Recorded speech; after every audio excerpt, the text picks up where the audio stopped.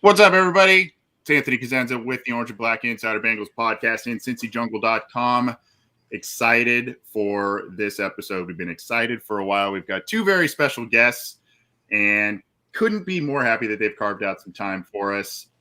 John, happy Friday, bud. I'm going to allow you the honors of introducing our esteemed guests that are joining us today.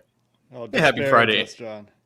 What are you talking about disparage? I don't even know who you are. How can I disparage you? I'm just meeting you for the first time. But it has been a while since we talked to one of these guests, and it's actually been never since we talked to another. But they're two rising stars in the Cincinnati Bengals community. They have a little-known podcast known as the Locked On Bengals podcast. I'm sure you guys have heard of it. But introducing to the show, Jake Liscow and James Rapien. How are you guys doing? You know, from our humble beginnings, we're just happy to be here. Yeah, thanks for having us. I'm a little nervous. I don't know if I'm going to be able to handle it, but how you doing, guys? There's a lot of pressure. Yeah. Hey, there's a lot of stars on this show, I guess, huh? But great to have you guys on the show. It's we've long enjoyed all of the stuff that you guys put out, obviously, and we've been looking forward to this. When I told John before you guys got on, I'm ready to take it easy and take a back seat and let the smart people talk today. And that's what's going to happen. I'm going to listen to you three primarily because you guys are the smart ones. And I'm going to sit back and just kind of relax because it's Friday afternoon finally where I am, and we're gonna get to it. We're gonna field some questions. We're gonna do our own little chatting as well. We're gonna field some of your questions as we usually do on Listener Questions Live. You can get those to us in a number of ways via email, the obinsider@gmail.com, call or text 949-542-6. What's the number? I already forget. 6241. Let's find that out again. I already forgot the number. Good Lord. And you can tweet us, any of us. If you follow us on Twitter, you can tweet us and get those to us. And or there are a number of live chats going on, whether it's on our YouTube channel, Facebook, all that kind of stuff. We got it going on. So I will start, gentlemen, if you don't mind, with a text that came through to us. How difficult do we want to start with? Do we want to start with a softball one? Do we want to start with a hard one? Is this philosophical or is this just like hit us with it, man? All right, let's go. From area code 442. Hey guys, love the show. I'm wondering what it takes to make a culture shift within an organization. I've heard of the quote Burrow effect, and I wonder if one guy could be a catalyst for a culture shift. By culture shift, I mean getting players on board, including guys in the organization or outside, which are free agents. I think an example is Brady pulling in people to Tampa Bay. Jake, would you like to start off on potentially responding to that one? That's not an easy one, I don't think, but a good one to start off with, I think. Yeah, there's a lot there, right? Yeah. I think there's so much a player can do, and there's a lot that's on the organization as well. You can go back to Marvin Lewis, right? In Cincinnati. Hiring Marvin Lewis, there was a significant culture shift that happened. And at some point, that culture shift, became the norm. And then Zach Taylor comes, and I think all of that work that Marvin had done and the way that Marvin handled the team and the way that Marvin interacted with players kind of went away. And so there's all these different layers of team culture that I think you have to think about. One of them is the people that are constant. So the ownership, front office in the Bengals case, not necessarily other organizations. Then there's the culture that your coach has established that's going to be informed by that coach's personal experience and the organization's, mission statement, for lack of a better word, but what's being perpetuated by the ownership group that continues to persist. And then there's whatever aspect the players add to it. So when you talk about what can Joe Burrow do, we think back to Joe Burrow's time at LSU, the stories we heard about him keeping guys accountable when they came late to practice and giving them shit for, or I guess that was back into high school camp. There was a guy that was late to a camp practice or something, and Joe Burrow held him accountable for it, and it was caught on camera when he was very much a kid. And I think you see some of this now. You hear about it with specifically Jamar Chase. And you see the way that Burrow talks to Chase and they communicate about this is the way you're going to run that route. And obviously with a player like Chase, he's getting coached directly by Coach Walters. He's getting coached directly by Zach Taylor, Brian Callahan.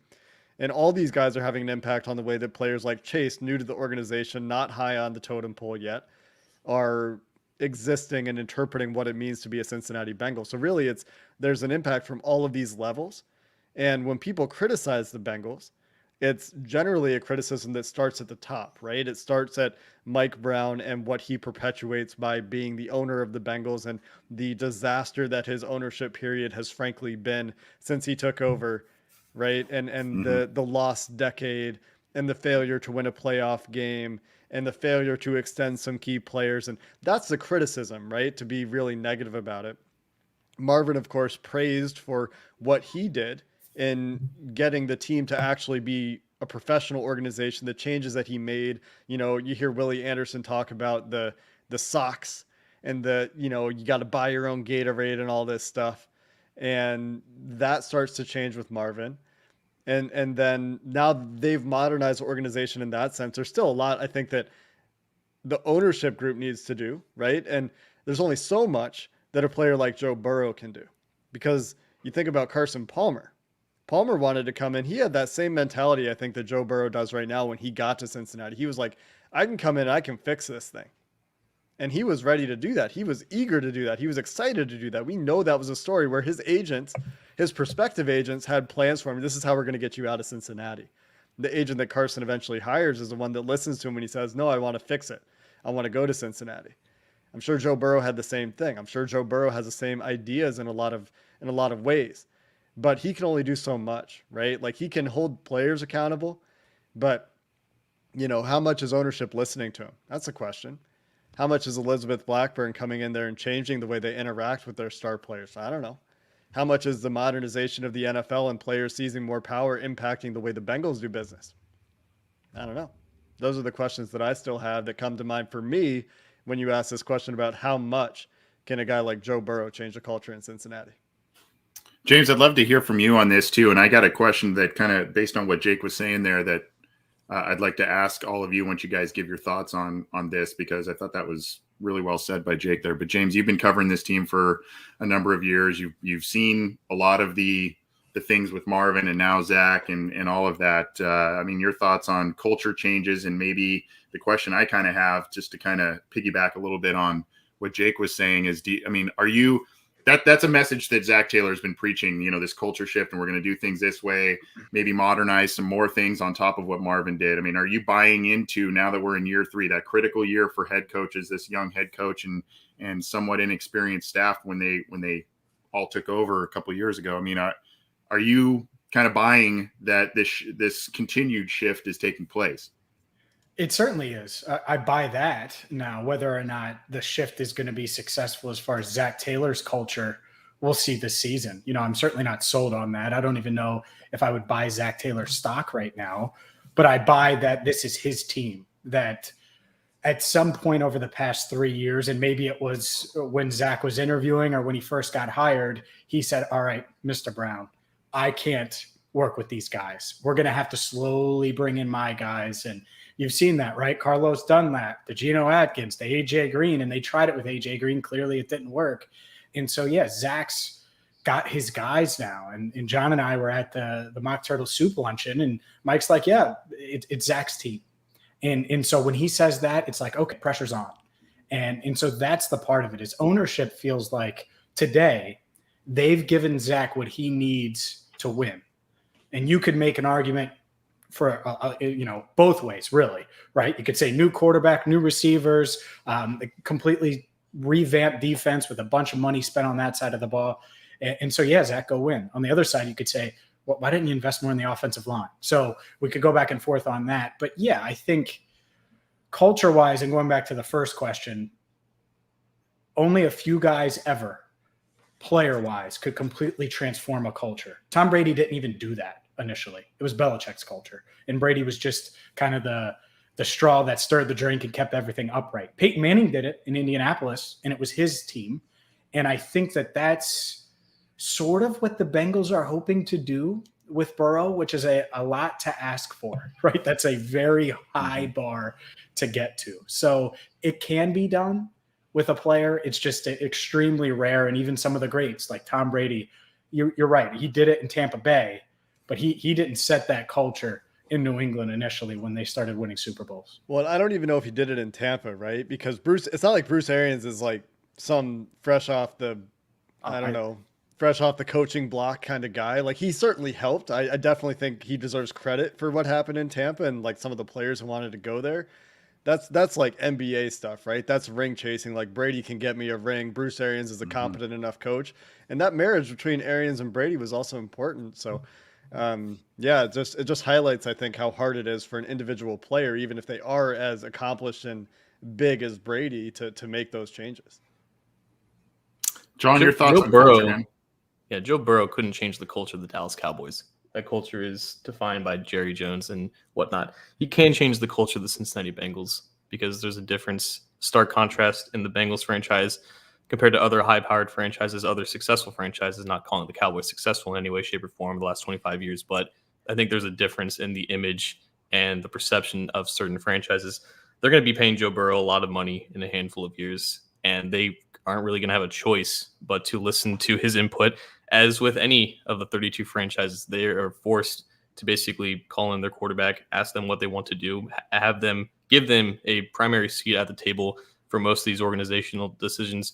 And I think, like James was alluding to, this is going to be a big year to determine, is the shift in potential success mainly attributed to Burrow, or is it just Zach Taylor's whole scheme coming together in his third year of his coaching staff? Is that the primary reason why this is now going in the right direction? I think we're going to learn a lot about that this year. I think we're going to find out the answer to this pretty damn soon. I'm my thoughts on this, I guess, would be kind of echoing a lot of what you said, but Joe Burrow is kind of part of the process. I mean, he's a piece of that puzzle to change the culture. I heard that Jeff Hobson was on, I think it was Bengal Jim's podcast earlier this week, and Hobson said something to the effect of Burrow kind of has that Boomer Esiason, grab everybody by the haunches type of leadership style, and he hasn't seen that really from a quarterback, at least Hobson said, since Boomer was here with the team. But I think that's part of it. And that team in '88 had a Sam Weish, a guy that was also a rah-rah guy, but also had a great offensive mind. They had the pieces up front in the offensive line, and they were building the team the way it should have been built for success. And I think like what Jake brought up earlier about Elizabeth Blackburn, I think that's a key going forward in terms of how this team is going to operate and how things end up changing in terms of a culture shift. We've seen some things this year, whether if you want to point to something maybe as small as the uniform changes, but obviously the Ring of Honor, that was kind of a big step forward. All of that stuff is kind of part of the process, as is Joe Burrow. He's a big part of it, but I think there's still, everybody's got to believe in the coach and the direction of where things are going. The quarterback, obviously, leader on the field. And then, of course, people got to believe that ownership is putting them in position to be able to win championships and not just say that they are doing that. So I think a lot of things, like what you guys said, a lot of things remain to be seen. There are some good things that are being put in place as of this year, but we'll see exactly. I think this year is a big barometer as to whether the Zach Taylor culture shift is moving in the right direction. I don't know, Jake and James, if you are able to see the live comments on at least in the YouTube and Facebook. If there's anything that strikes you there, feel free to shout one of those out. I'm going to toss it to John. John, do you see one that you want to get to next year? I just wanted to ask both James and Jake just a question about the last month or so. You guys have been obviously doing daily shows, the podcast. James has been down on the field for every practice, I think, except I guess was today the last practice that you guys could go out there, or did they basically shut you guys down today?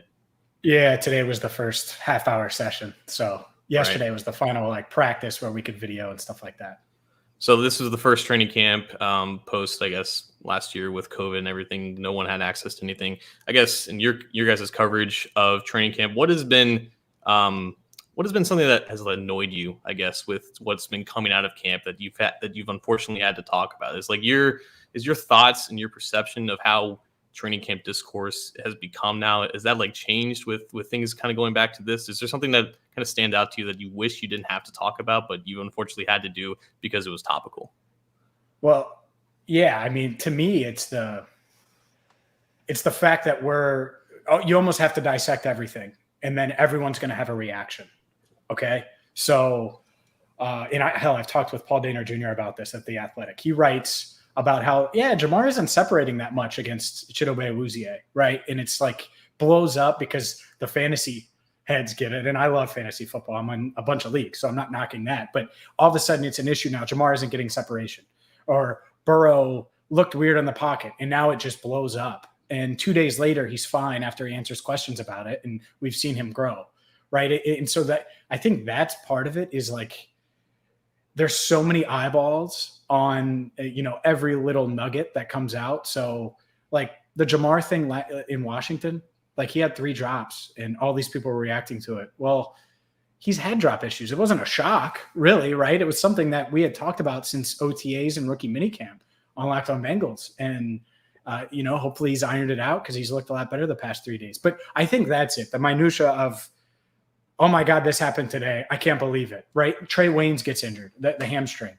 Everyone just loses their minds. Oh my God, I can't believe. Like, look, it was a bad contract, but he's been pretty good in camp the other day when he hurt his hamstring. So just little things like that are kind of annoying. It comes with the job, by the way. I'm not complaining, but that stands out as you pose that question. There's been a real change in the way people, I think, react to NFL news. And I feel like it's worse this year than it ever has been, or maybe I'm just now noticing it for the first time, but it's not like this is the first time that I've done daily shows about Bengals camp. This is the 3rd year we've done it. I think I did.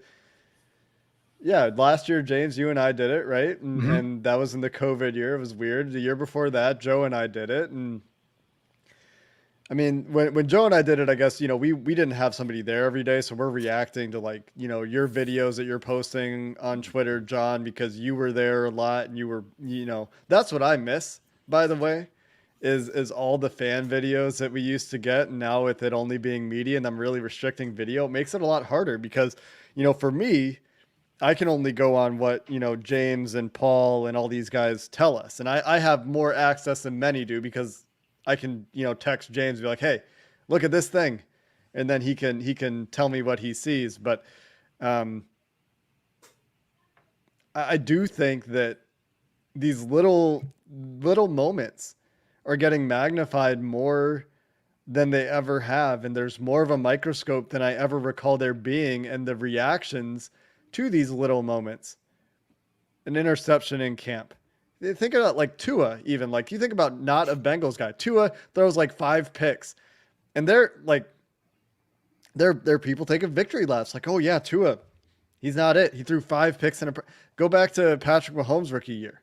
He threw 5 picks in a practice. How'd he turn out? I'm not saying Tua is going to be Mahomes. I'm not saying Burrow is going to be Mahomes. I'm not saying any of these things. It's just the point is people are overreacting like crazy to like an incident in practice.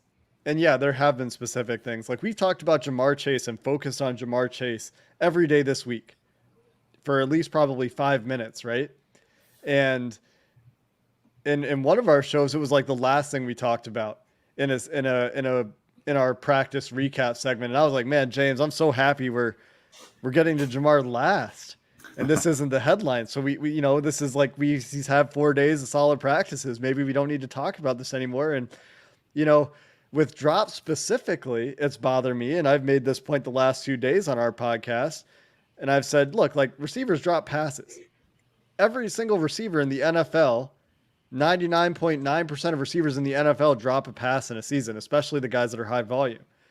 You don't really care, or maybe it bothers you for a little bit if Jamar Chase drops a pass. But then if he goes and catches 5 more for 100 yards and a touchdown, which he did on yesterday, right? Yep. Then you don't care. And so I think that, there's all this hyper reaction and hyper scrutinization of things. And it's just like, this has probably been going on in camps for forever, right? And we were talking about Jerry Rice. Remember, James, yesterday we were talking about the Jerry Rice story that apparently Frank Pollock sent to Brian Callahan. And Callahan, and that's its own story. But what that made me think about is like in the 80s when Jerry Rice was a rookie, the fan of the 49ers who no longer lives in San Francisco probably isn't as aware of that until a few weeks later. And by the time they become aware of that, because they're reading it in the newspaper, because USA Today picks it up like 10 weeks later or something. Oh, Jerry Rice, the rookie, he's having drop issues, huh? Well, then at that point, maybe it's a real issue. And so we're not looking at a training camp report and be like, oh, everything's on fire. Trey Waynes is made of glass because he got injured again. He missed 4 games in his time with the Vikings. And now he's made of glass because he had a pec injury and he's had some hamstring injuries. Come on, guys. But we don't care about practice at reactionary. all.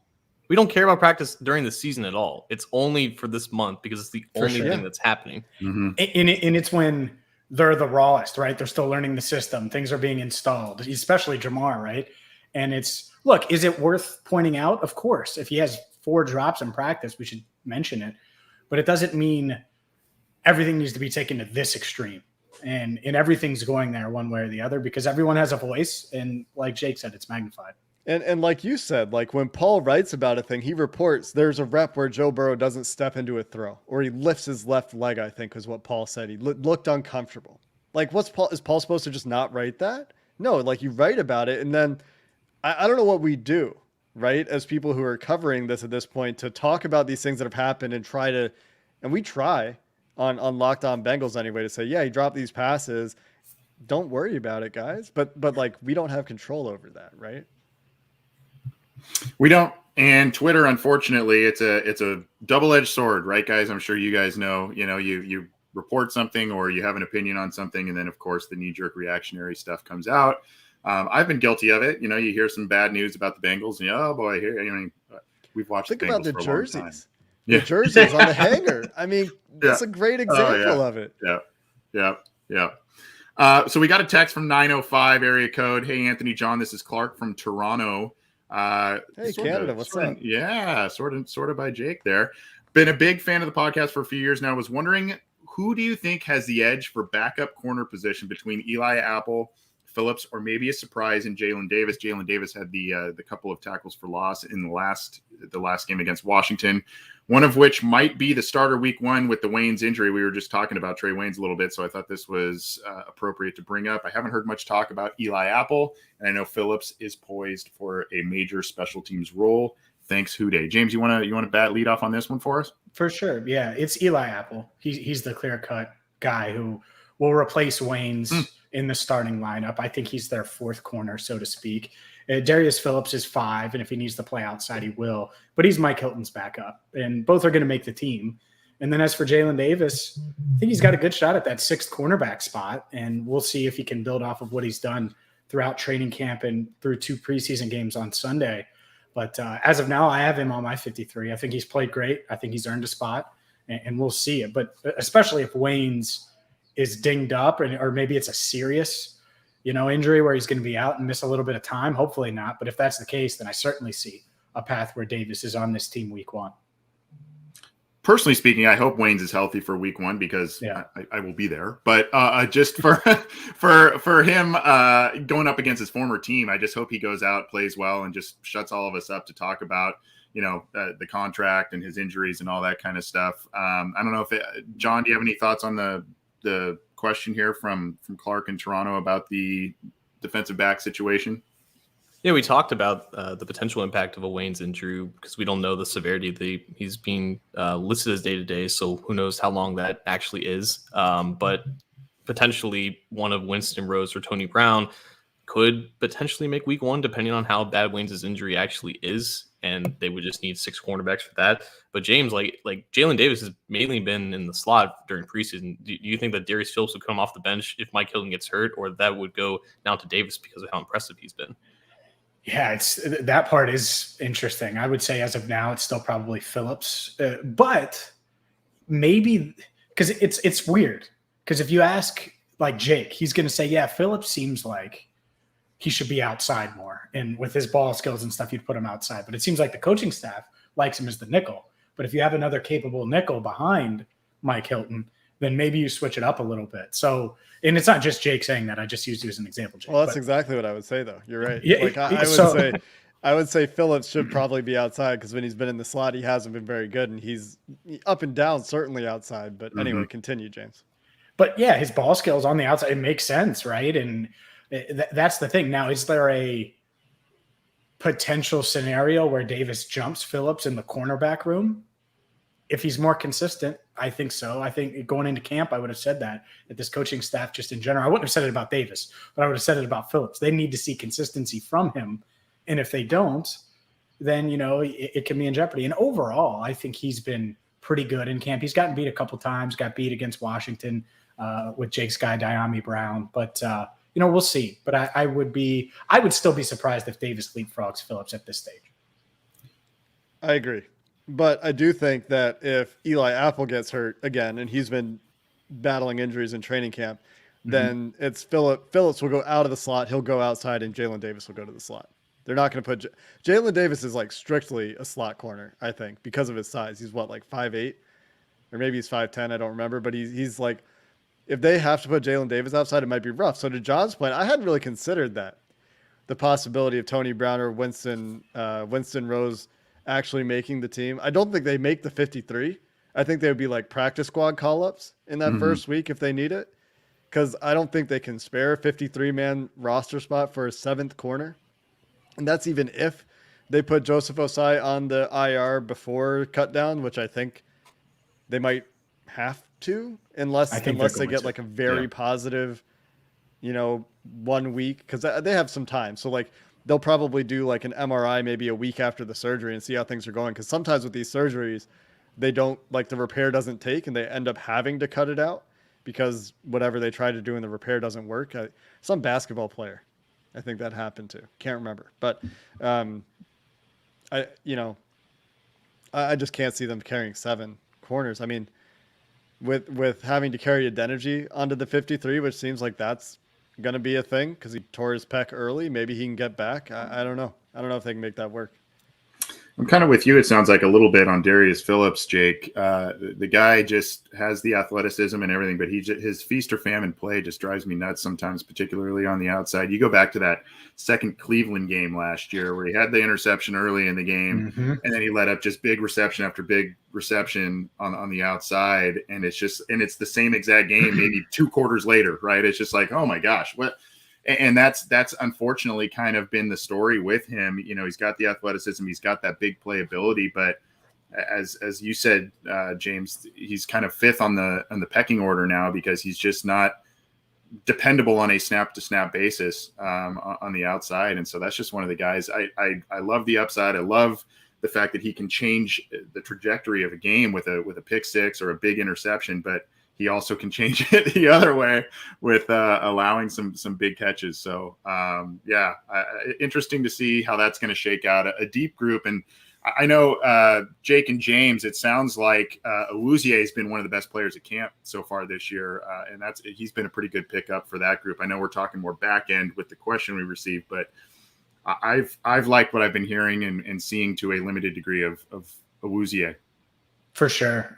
Extremely impressive. Maybe the most impressive defensive player in camp, and has made Jamar Chase's life hell, has made it really tough on him, which is good. You want it to be tough on him early on. And again, so that's part of it, is you have this hungry veteran cornerback who's angry that he was injured last year and anxious to prove himself after signing this deal. And this 5th pick is the guy he's seen across from him. He's going to try to eat that dude alive. And it's not like Chase hasn't beat him, and he has, especially this week, I think really hit his stride when it comes to, winning matchups against these cornerbacks. But Awuzie has been extremely impressive. And it's not just against Chase. He's done it against Higgins and, some of these backups, Auden Tate and guys like that. And he's just a quality player, and you saw it. The thing is, with this defense in general, it was kind of cool seeing them beat up on the Bengals offense early in camp, but you're like, is it going to translate?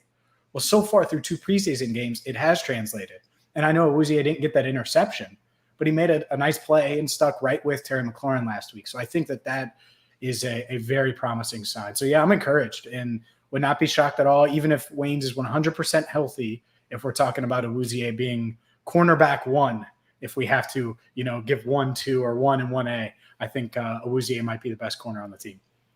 It does seem like ridiculous how much improved Awuzie and Jalen Davis, for that matter, have looked compared to what we saw them last year. Like the jump that Davis has taken when he was thrown out there last year to now is very noticeable. I wanted to get to this question from Stuart Monty in the YouTube chat. And just going to throw it out to you three. The first one who answers gets the answer. Is there a part of the team that is terribly bad to you? I don't see it. Who wants to take that one first? I mean, I will. Jake, are you good? You want me to go? Yeah, go. I'll see if I agree with you. Terribly bad? I mean, I'm going to do it. I mean, the interior of their offensive line right now is probably the biggest concern, right? The other thing would be, I guess, the edge position. Those two things. Do they have an elite pass rusher? No. Maybe it's Hendrickson, but I don't think so. So that's a concern. But still, like, Quentin Spain and Xavier Su'a-Filo are decent. And I'm okay with one of them starting. You have both of them starting. You have Trey Hopkins coming back from a torn ACL. The interior of that line is still a big question mark. I think they bring some stability, but I have plenty of questions about it. So that would be my biggest concern going into week 1, at least as of right now, before that final preseason game. Yeah, I don't have a like. There is a high end outcome for the offensive guards that is fine. Sure, that's the high end, right? And I'm talking about the guys projected to currently start week 1. I think Deontay Smith has a very bright future. I'm very encouraged for Deontay Smith, but not in week 1. I mean, we haven't seen enough, I don't think. And so Xavier Su'a-Filo and Quentin Spain are some guys that Quentin Spain has obviously played some great football in his career. It's been a few years. And fans really like what he did last year. He stepped in, he played a bunch of positions, including left tackle for some reason. And Jim Turner loved to play career guards at left tackle. John Jerry, Quentin Spain. I don't know why he liked doing that, but we don't have to see that anymore, hopefully. But there's a world where these guys are the career, Quentin Spain's career continues to be what it is, where his best years are behind him. That could be a thing. Could be a thing where Xavier Su'a-Filo continues to look like the guy that was a backup for the Cowboys and was okay. And, is a fine backup who now you're starting. And, that's really what Bobby Hart was. For a long time in Cincinnati, Bobby Hart was a fine backup who was starting and would just get absolutely exposed at times. And that could be the case with these guards. And I also don't think we know what we're getting with Trey Hopkins. Pretty confident, relatively confident in Trey Hopkins. But even so, like, you're talking about an average of best center. Like, we really like Trey Hopkins. He's a very smart player. He's got a great personality. He's a good person to have in the locker room. But in terms of his ability at center, I wouldn't be mad if they found a better center. Like when Corey Linsley was available, that's the guy James and I talked about. I would have preferred they'd gone after a guard, but if they're going to improve the offensive line, you go get a center. You're making your offensive line better. So I think there are some questions along the interior offensive line. I don't know if you're calling them terrible, but I mean, NFL teams should not have a terrible position group. If you have a terrible position group, you're in a bad place. And that's unfortunately where the Bengals have been. So maybe not having one is an improvement right now. Well, I think it goes beyond than just position groups. It could just be like an aspect of the team. Like for me, it's not necessarily just the offensive line. I think right now it's the run blocking portion of the offensive line. I think right now the 5 that they have are considerably better at pass protection than necessarily run blocking. We haven't really seen that from a high volume or a high sample size in the preseason so far. And honestly, the sample size has been low for pass blocking, but right now it looks like the strength of the unit, which I guess you would take compared to the inverse. If they could not pass block, that would just be absolutely awful. But Anthony, what do you think? It's hard to disagree with you guys about the interior of the offensive line. The only other position group, just to kind of pivot a little bit of a talking point here, I wouldn't even call it bad. I wouldn't call it terrible. I would just say it's a little bit of an unknown as linebacker. I like some things we've seen from Logan Wilson in his second year. There's been some ups and downs with Jermaine Pratt. I think there's a lot of upside to Akeem Davis-Gaither, but there's just how much growth are some of these young guys going to show? What's going on with Jordan Evans? There's just some questions there. I wouldn't lump it in the same category as necessarily as the interior offensive line, but linebacker is one that, we're talking about the secondary and a lot of the depth there. The Bengals did a good job over the past couple of years to shore up their, especially this year, shore up their defensive line, because they got absolutely eaten alive by injury up front there last year. So I think there's a little less concern for me there. Obviously, interior of the offensive line tops the list for this question. I guess I would say, just to have a little bit of a different talking point, linebackers a little bit in that conversation for me. But I've told John when we've previewed that position group, I actually, because there's not really super high expectations for that group, I'm kind of quietly excited a little bit to see what some of those young guys in that group can do. But there's still, just for me, there's some unknowns there. I don't know if you guys feel the same way. I do want to ask, though, about you guys quickly before we talk about Symbol and then spend a few more minutes before we get on out of here. Michael Jordan, he's showing quite a bit this preseason, some really high mid-80s PFF pass blocking grades, granted limited snaps, but in 2 games, he looks like a different player. John and I talked about it on one of our shows recently. I would love to hear from you guys, Jake and James, about your thoughts on the progress there. Are you buying into it as a little bit of a fool's gold at this point in time, or is this recommitment to the offseason workout, working with Willie Anderson this offseason? Do you think that's actually showing, and he's in that pivotal year 3 in terms of development as an NFL player? Yeah. Go ahead, James. You got to tell us which one of us you want to talk. I do think I'll be quick. I do think he's improved. I do. He's not the same player that he was last November, last December. That being said, he's still, the reason he's not starting is consistency. And there are going to be times when he does the wrong thing or misses a block. You're right. Like, the PFF scores are good, but clearly the Bengals coaching staff, they gave him every opportunity to win a job early in camp. I mean, it was crazy.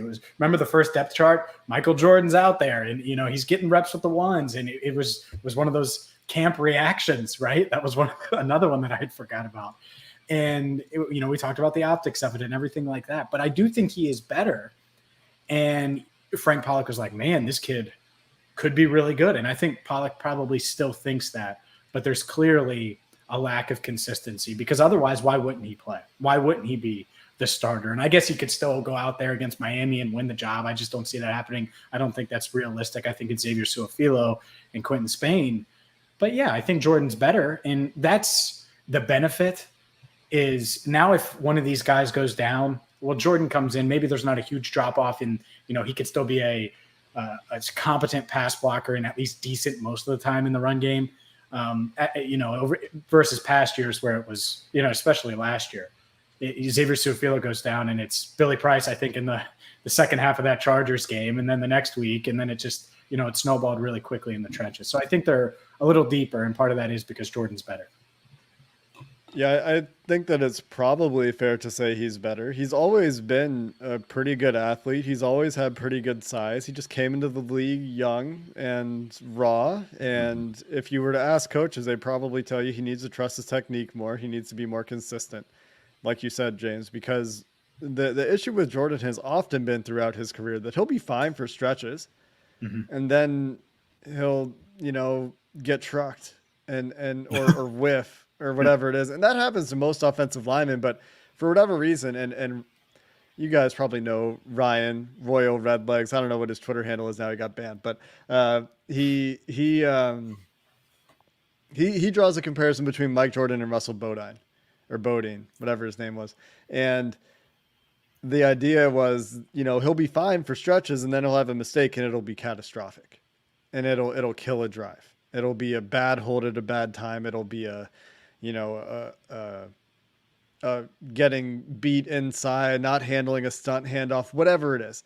And he was playing beside the Bengals' better tackle last year for the most part, when Jonah Williams was playing. So there could be some improvement, but it might take more for coaches to trust him, and certainly for fans to trust him, because just of what his track record is. And that makes it hard for him. Maybe that's not fair to him, but you got 2 guys who are newer, don't have that baggage, and Deontay Smith and Jackson Carman, who are very similar in a lot of ways, where they're pretty good athletes. And, in Carman's case in particular, he's flashed and has to also work on his consistency. In Deontay Smith's case, we haven't seen enough yet. So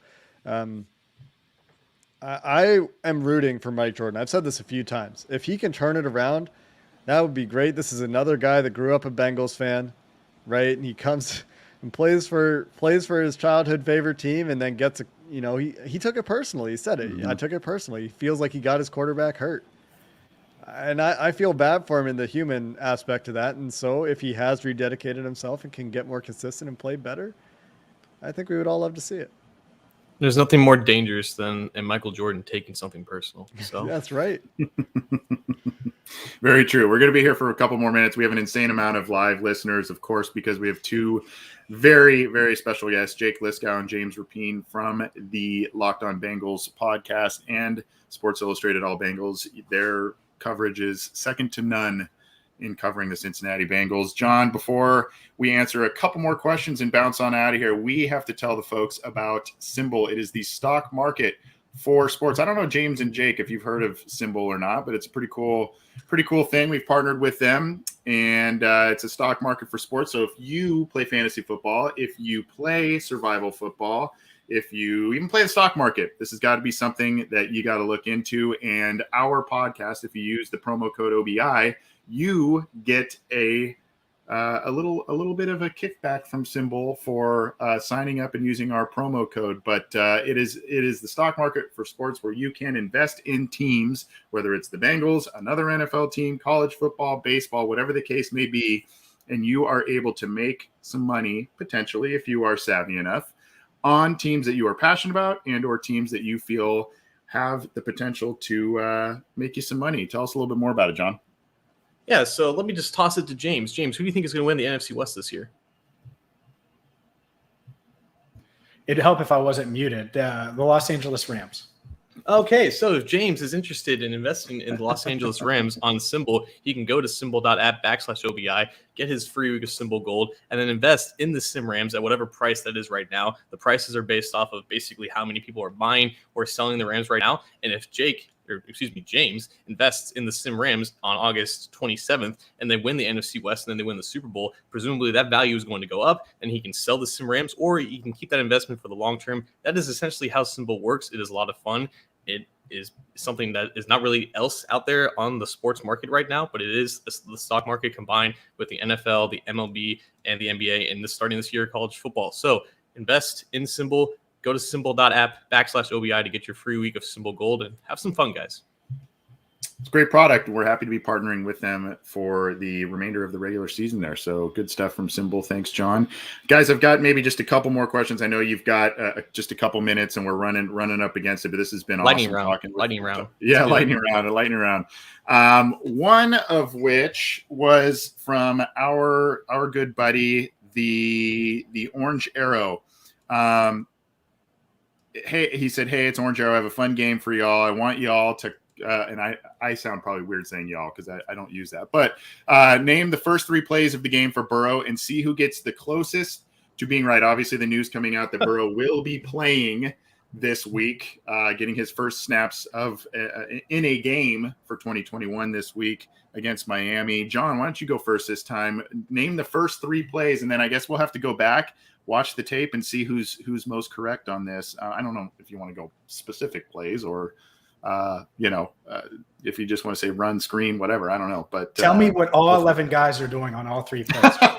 Absolutely, dude. We're going right into the playbook here. Brian Callahan's gonna be really mad that I stole these from him, but we're gonna go 1st and 10 at the 27. Brandon Wilson's gonna get a little too energetic out of the end zone. He gets 2 extra yards instead of kneeling. We're gonna go a toss to the right. We're gonna run behind both Xavier Su'a-Filo and Riley Reef to Joe Mixon. Burrow gets out of the way. He gets maybe 2 yards because those plays are really hit or miss for the Bengals. 2nd and 8, we're going to go quick slant to Jamar Chase. He gets his catch down the left side. Maybe about a 6-yard game. We got a 3rd and 2, and we're going to go dive right up the middle to Joe Mixon, gets a first down. After that, who knows? Who knows if Burrow just walks off after that, but I think he will get a first down in the first 3 plays. Throws 1 pass, maybe air yards, about 5 yards. Jake, what do you think? 5 yards. I talked to James about this. When we first learned that Burrow was going to play this week, I was like, you know what a good over under would be is depth of target for Joe Burrow's highest depth of target in this game. What's that going to be? That's what I want an odds maker to set for us. But I like the crack toss idea there, John. That's something that they're really emphasizing in this preseason, and it hasn't gone well. It hasn't gone well. They're not getting what they want from the wide receivers on those plays. I don't think they're getting the pulls that they want on those plays from the guards. So I do like that idea, but I think we'll see a wide zone to start. I'm not going to go crack toss to start. I think we'll see wide zone. I think we'll see smoke, a quick, they're going to look for off coverage and try to get it out to one of these receivers and try to get some yards after catch. And then I think no matter the result, I don't think they're going to try to get a first down. If it's like 3rd and 15, they're just going to run the ball again. And maybe we do, a counter play or inside zone or something like that. But I don't even know, honestly, if they're going to ask Joe Burrow to throw the ball. I think they will. But, I mean, what's funny to me is when they asked Burrow in the post practice, they got him after practice. Joe's like, yeah, I'd like to get hit. I don't know. I don't think that's going to happen. We'll see if I can make it happen. And when you hear Joe Burrow say, like, I want to get hit, but I don't think it's even possible on the plays that we have planned, what are those plays that he's so sure he's not going to get hit on, if he's passing the ball? So, yeah, we'll see what happens. Quick throws. That's it. Quick throws. Yeah, That's what's going to happen. I think he's going to throw. You said once, or I think it's more than once. So I'll take the over on 1.5 if that's where it's set at. And it'll be quick stuff, like you said, a quick screen to Chase, maybe a slant to Boyd. I can't imagine them not going to Boyd at some point. He's the most reliable receiver on the team. He's got the best relationship with Burrow, the best rapport on field. And so I think it's going to be Chase, and it's going to be Boyd or Boyd and Chase at some point. And there'll be a handoff in there too. But I don't buy that they're going to run it 3 times and throw it once, even though that's kind of or 2, run it twice and throw it once. Bengals want to throw it. And I think Burrow's going to want to throw it too. Otherwise, if he's just handing it off, what's the point of playing? Like, I think it's going to be safe throws, but they are going to be throws. I don't know how hot take I want to get on this thing, so I probably won't go crazy with say what deep. I'm going to say a deep ball to Jamar Chase. Something's telling me like maybe they'll take a shot down there just to see to air something out. I don't think so. There is such a thing as a relatively safe vertical shot. If you just throw it blindly, you hit the back step. It's a 2-step on like drop. A 5, it's all timing. Like a shotgun 3-step drop, and you just put it high and deep down the sideline, throw a quick fade. They could do that if they wanted to. That would be the only scenario where it's just, if, like you said, Jake, if there is, a specific drawn up play on a deep ball where you can get it out at least somewhat quickly, that would be something I could see. But I kind of agree with James a little bit. I think that there may be a wide receiver screen play to Chase, maybe get both of those guys kind of involved, maybe a run play to the left by Joe Mixon. Then I see they've been trying this Joe Mixon screen pass. Unfortunately, I think it was Spain that was called on a hold when they tried that last week, if I remember correctly. Mm-hmm. So they may try something like that and call that a pass. But we'll see. That's kind of my call there. I know we're coming up on a little bit of time for you guys. We've tried to get to as many questions as possible in different avenues. I did see one in one of our live chats. Unfortunately, we've had so many comments and so much engagement that I can't seem to scroll up and find it. But I think now I've asked John this question probably ad nauseum, but I would love to hear it from you guys. And I know some people love answering this question. Some people hate it, but it was essentially, where are we at now in terms of predicting wins and losses for this team 2021 with the Bengals? Osai being out now for presumably the year, that's kind of a big blow. We don't know what's going on with Waynes for the foreseeable future, but knock on wood, the rest of the team seems to be in relatively good health. John, since we've talked about it before, I'll let you go first to see if you've changed your mind at all on this one. I'm just going to quickly say 8 and 9, get out of the way. But before you guys answer, think about it, because this is potentially going to be an article on Cincy Jungle, so your name might be on the headlines here. Oh boy. I guess James? I'll go. Yeah. 15 and 2. Okay, really? Hey, if we're making headlines, let's just be optimistic, right? It's the end of August. What the hell? If you're gonna quote me, Bengals reporter goes wild. Hey, that's fine. Let's go viral a little bit. 15. Talk about knee-jerk reactions on Joe Burrow on is the media. first player ever, and I actually haven't done the research. Maybe there's been someone else that wins most valuable player and comeback player of the year in the same season, and Jamar Chase wins offensive rookie of the year. Anything else? Oh, no. And then after Joe wins the award, he hands the comeback player of the year award to Joe Mixon, who had ran for 1,500 yards, but Burrow just overshadowed him. How about that? 15-2. I don't know how we top that one. That's just next level. Good luck, Jake. Yeah. What do you got for us, Jake? People are gonna get mad at me or something. I mean, that's I guess the relationship that James and I have. The Bengals last year, based on all their one-score games and the point differential, should have probably won, I would say, 6 games. I would say their expected win-loss last year, probably about 6 games.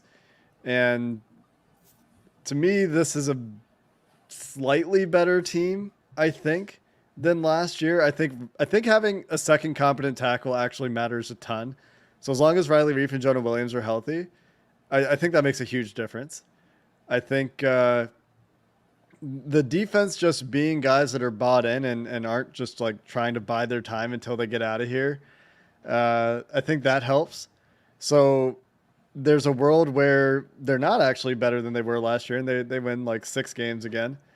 And I think they could get up to like 11. I think there's a big range, like 6 to 11 is where I'm at. 6 to 11 wins. And there's just so many variables, and anybody that listens to me knows that I don't do predictions, and I talk about, this is a high end, this is a low end. I'd say the median is probably somewhere around 500. Obviously, they can't go 500 anymore, but I think I'm pretty close to John there. Is like that's the most likely outcome. And real quick, I think to be serious, I think because we talked about Zach Taylor and his future and all that stuff, 7 is the minimum for me, for him. To me, there is a win number. Regardless, at some point you need to see it. Double your win total +1. If you go 7-10, it feels like they're going in the right direction. And I think Jake's right. Like, to me, if I had to predict today, probably 7 wins. Only aggregate the 15-2 part. But if I had to predict today, probably 7-10. And, if Burrow and Chase really hit the ground running, maybe 8-9, something like that. Yeah, I think I had 9-8. I'm kind of with Jake a little bit in terms of I'm not a huge fan of predicting, but on Cincy Jungle, we get asked to write these posts, and obviously a lot of fans ask us about what we think in terms of how the schedule plays out and all that kind of stuff. But I do think we'll see some marked improvement.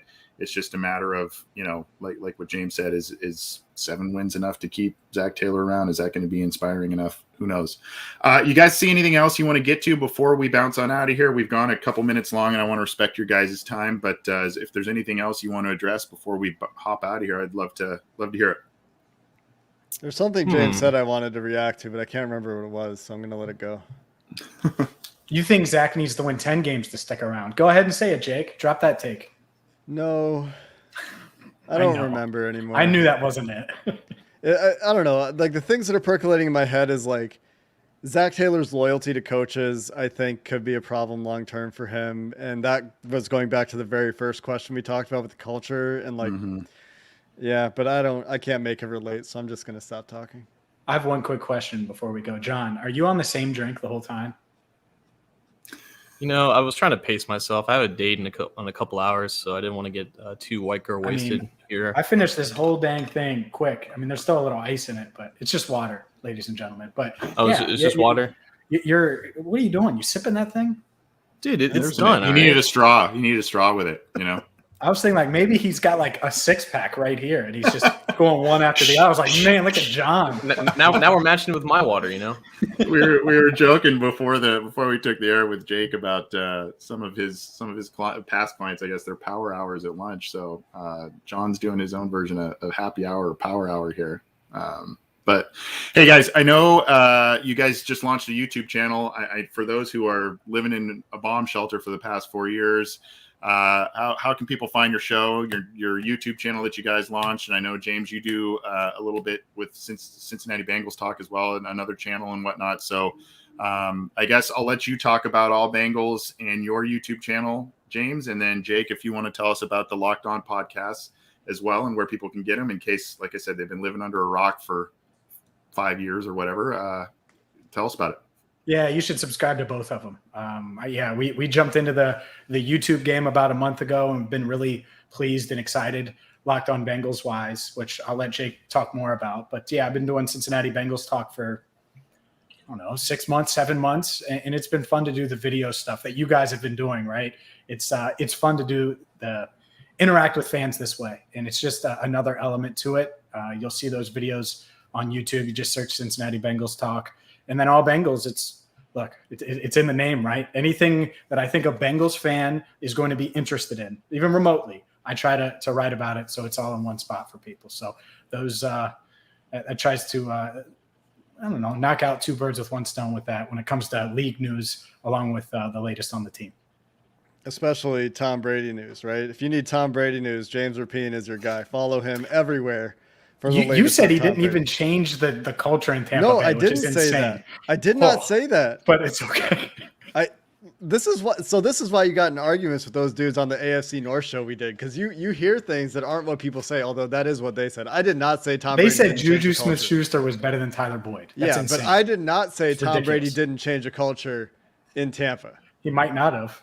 I said that he was only part of it. The tape. I said he was only part of it. And if I didn't, that's what I meant to say. Anyway, you can follow Locked On Bengals everywhere at Locked On Bengals, Locked On Bengals on YouTube, Locked On Bengals on all the podcast places. That's literally our only name anywhere. So if you search for Locked On Bengals, you will find Locked On Bengals. You can follow James on Twitter at James Rapien. I don't know if you said that, James. You can follow me on Twitter at Jake Liscow. And it's the only daily Bengals podcast. So if you like the Bengals, subscribe to it. That's what I was about to say. Also, I was about to say, somebody in the chat talked about Phil Simms. You guys watch that video on Pro Football Talk? The 20 minutes of Phil Simms. Talking about Chris Sims? Yeah, whatever. I can't believe you even mentioned it. It was a joke. Somebody, I deleted these tweets, but Florio and Sims just are absolutely unhinged.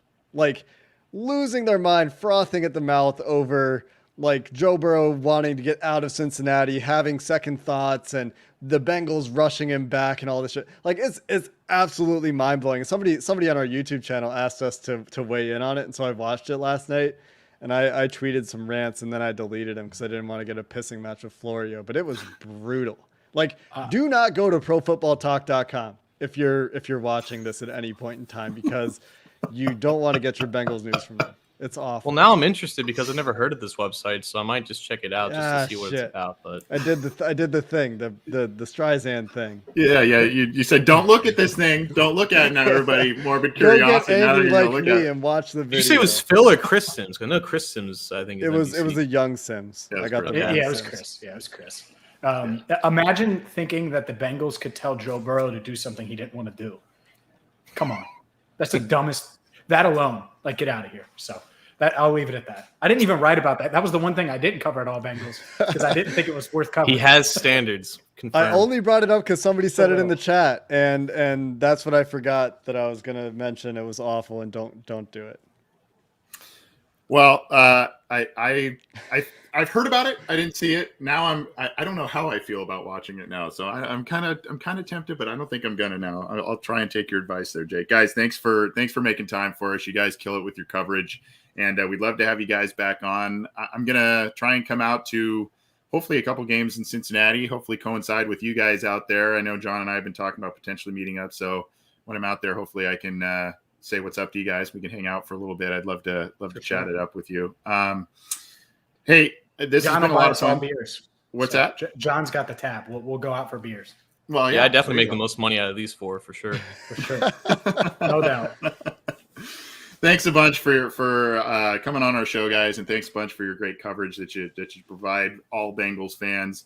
You can find our show, whether it's Orange and Black Insider, Orange is the New Black by Ace and Zim, or Matt Minnick's Chalk Talk, also on the Cincy Jungle podcast channel. Every major audio streamer, go download it there, and or click the little icon. This time it's by James, I think, on our YouTube channel. Go click that bad boy and subscribe to it.